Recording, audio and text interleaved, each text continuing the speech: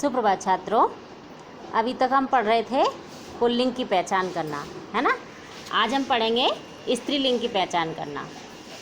देखिए, वैसे तो स्त्रीलिंग तुरंत समझ में आ जाता है कौन सा स्त्रीलिंग है कौन सा पुल्लिंग है, लेकिन कुछ शब्द ऐसे होते हैं जो नहीं समझ आते हैं कि स्त्रीलिंग है या पुल्लिंग है। ठीक है, चलिए तो हम थोड़ी सी चर्चा करेंगे स्त्रीलिंग की पहचान करने में। इकारांत तत्सम संज्ञाएं जो होती हैं वो प्रायः हमेशा कैसी होती हैं, स्त्रीलिंग में होती हैं। इकारांत का मतलब जिस पर ई की मात्रा लगी होती है, छोटी की मात्रा लगी होती है ना। जैसे कि रीति, नीति, हानि, ये सारे शब्द क्या होते हैं, हमेशा स्त्रीलिंग में होते हैं।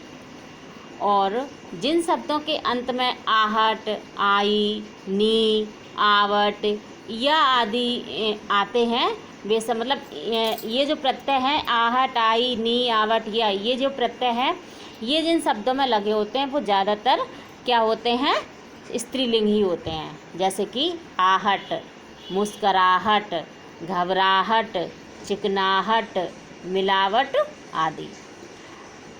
जैसे ही आई प्रत्यय,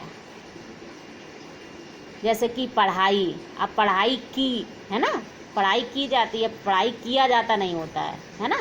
ऐसे ही लिखाई, बुनाई, सिलाई, कताई आदि ये सारे शब्द क्या हैं, स्त्रीलिंग में होते हैं। ऐसे ही नी प्रत्यय, जैसे कि करनी, छलनी, चटनी, अब जैसे कि चटनी बनाई, है ना, तो इसमें क्या है, स्त्रीलिंग है। आवट प्रत्यय, जैसे कि बनावट, सजावट की, थकावट आई, है ना, तो ये क्या है, ऐसे जब हम बोलते हैं तो स्त्रीलिंग वाले जो शब्द होते हैं वो अपने आप पता चल जाते हैं। ऐसे ही ईया प्रत्यय, जैसे कि लुटिया, बढ़िया, घटिया, डिबिया, चुईया, गुड़िया, बुढ़िया, ये सारे शब्द क्या हैं, स्त्रीलिंग के अंतर्गत आते हैं। ऐसे ही री प्रत्यय, जैसे कि मठरी, गठरी, ठटरी, पटरी, ये सारे शब्द स्त्रीलिंग में आएंगे। ऐसे ही इमा प्रत्यय, जैसे कि प्रतिमा, गरिमा, कालिमा, लालिमा आदि, ये सारे शब्द भी स्त्रीलिंग में आएंगे। ऐसे ही ता प्रत्यय, कटुता, लघुता, प्रभुता, पशुता। अब देखिए, ये जो पशुता शब्द है, वैसे पशु तो क्या हो गया, पुल्लिंग लगता है पशु, लेकिन ये जो पशुता है तो ये स्त्रीलिंग के अंतर्गत आएगा। तो ऐसे ही जो शब्द हैं, जैसे कि ये प्रभुता है, पशुता है, ये सारे शब्द स्त्रीलिंग में आते हैं, लेकिन देखने में ये लग रहा है कि ये पुल्लिंग है। तो ऐसे शब्दों पे हमें ध्यान देना चाहिए, ठीक है। सभ्यता, ऐसे ही जो भाषाएं होती हैं वो भी हमेशा स्त्रीलिंग में आती हैं। या लिपि, भाषा, बोली तथा लिपि के नाम किस में आते हैं, स्त्रीलिंग में आते हैं। भाषा क्या होती है, जैसे कि उर्दू, जर्मन, फ्रेंच, हिंदी, अंग्रेजी, ये सब क्या है, भाषाएं हैं। और बोली, बोली क्या है, भोजपुरी, राजस्थानी, मैथिली, अवधी, ब्रज, तो ये सारी क्या होती हैं, बोली होती हैं। तो ये सारी किस में आएंगी, स्त्रीलिंग में आएंगी। ऐसे ही नदियों एवं झीलों के नाम, नर्मदा, ताप्ती, रावी, सतलज, गंगा, यमुना, सरस्वती आदि, ये सब किस में आएंगे, स्त्रीलिंग में आएंगे, ठीक है। ऐसे ही झीलों के नाम, मानसरोवर।